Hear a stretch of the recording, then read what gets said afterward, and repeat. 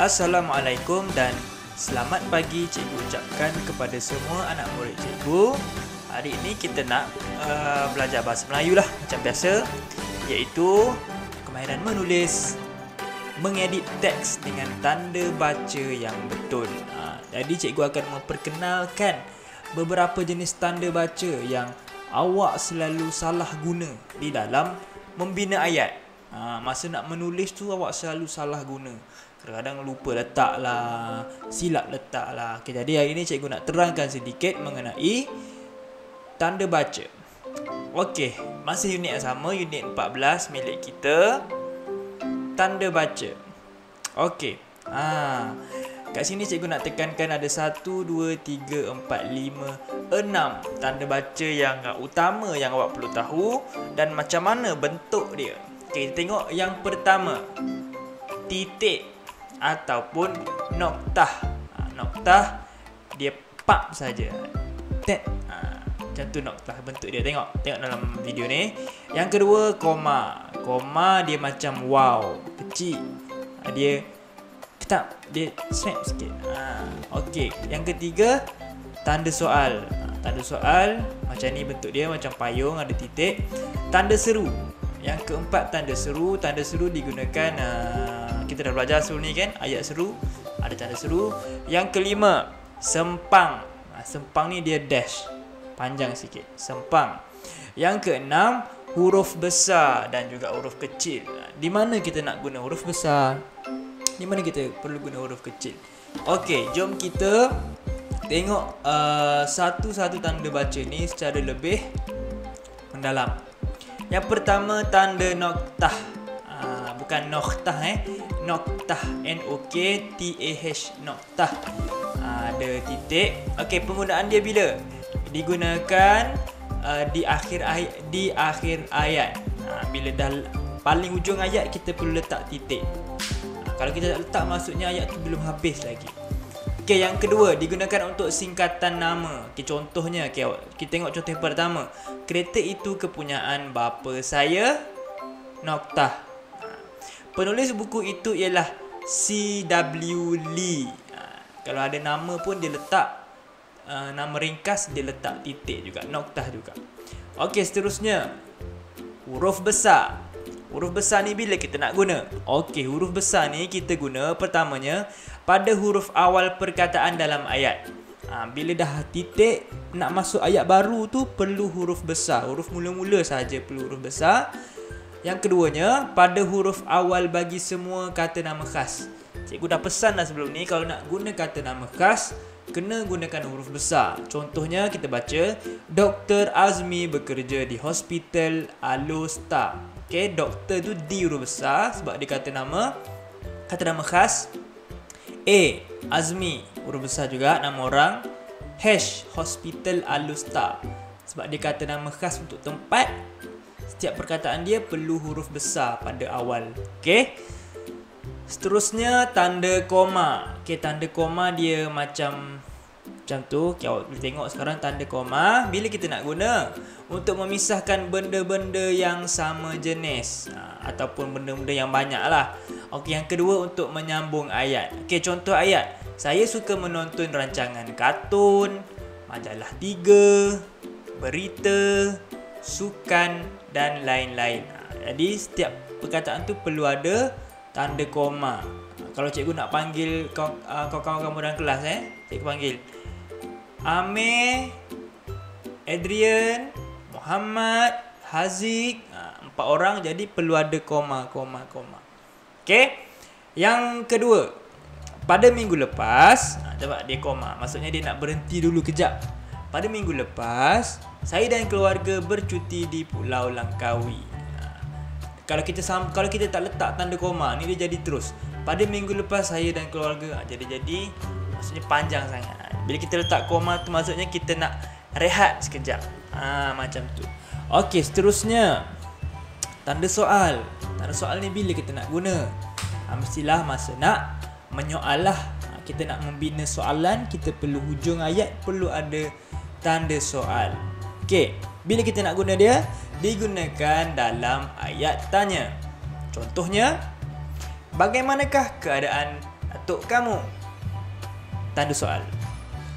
Kamu tinggal di mana? Tanda soal. Okey, tanda soal kita guna untuk menyoal. Seterusnya, tanda seru. Tanda seru ni dia macam satu garis panjang, ada titik di bawah. Okey. Penggunaannya digunakan dalam ayat seru. Kata seru. Okey. Macam mana? Okey, kita tengok contoh. Amboi, koma, comelnya bayi kamu. Tanda seru. B. Aduh, koma, sakitnya perut saya. Tanda seru. Kalau kita nak marah dekat orang pun, kita guna tanda seru juga. Macam kita marah dia. Koma, jangan kamu kata begitu. Tanda seru. Okey, faham Seterusnya kita ni terakhir, tanda sempang. Tanda sempang ni digunakan dalam kata ganda. Contohnya, rumah-rumah itu besar belaka. B.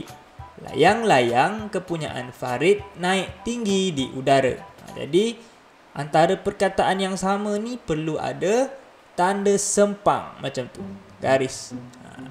Kalau tak ada tanda sempang, maksud dia salah.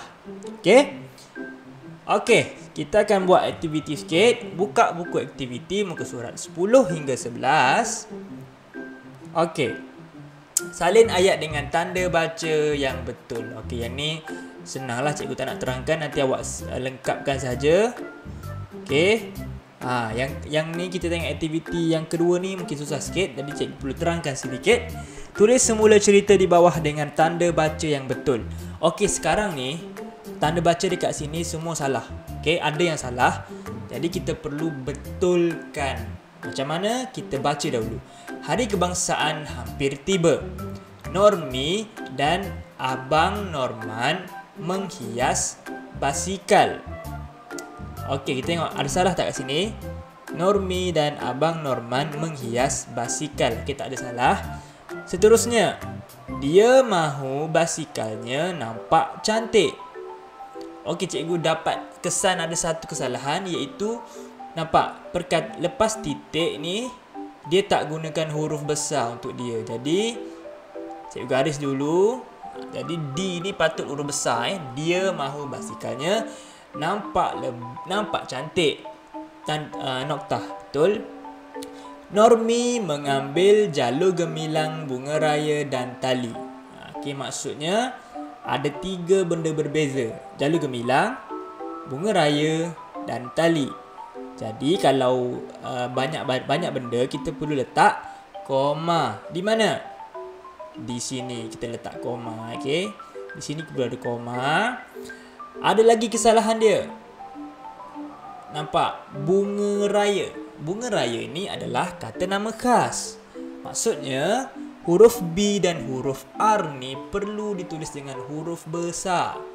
Jadi dah ada 1, 2, B 3 kesalahan, R 4 kesalahan. Okey, ada lagi cikgu jumpa. Dia meletakkan bunga raya di hadapan basikal. Dia. Lepas titik D perlu huruf besar. Dia meletakkan, ada lagi bunga raya. Okey, bunga raya. B dengan R perlu huruf besar sebab dia kata nama khas. Di hadapan basikal jalur gemilang. Nampak? Kalau kita tak letak titik, kalau kita tak letak noktah, maksudnya ayat tu dia jadi bunyi dia pelik sikit. Okey, dia meletakkan bunga raya di hadapan basikal. Noktah ataupun titik. Barulah ayat baru. Jalur gemilang pula diikat di belakang basikal. Okey, kat sini kesalahan dia. Normi berasa bangga kerana basikalnya cantik. Tapi tak ada noktah, tak ada titik. Jadi ayat dia tergantung. Cikgu garis lagi satu kesalahan, iaitu cantik. Okey, cikgu dah gariskan semua kesalahan. Apa yang awak perlu buat adalah awak tulis semula di bawah ni semua dengan tanda baca yang betul. Okey? Okey. Untuk tugasan yang seterusnya, cikgu nak awak tulis sedikit nota di dalam buku tulis 6 tanda baca yang awak telah belajar pada hari ini. Okey? Itu saja tugasan pada hari ini. Sekian, terima kasih.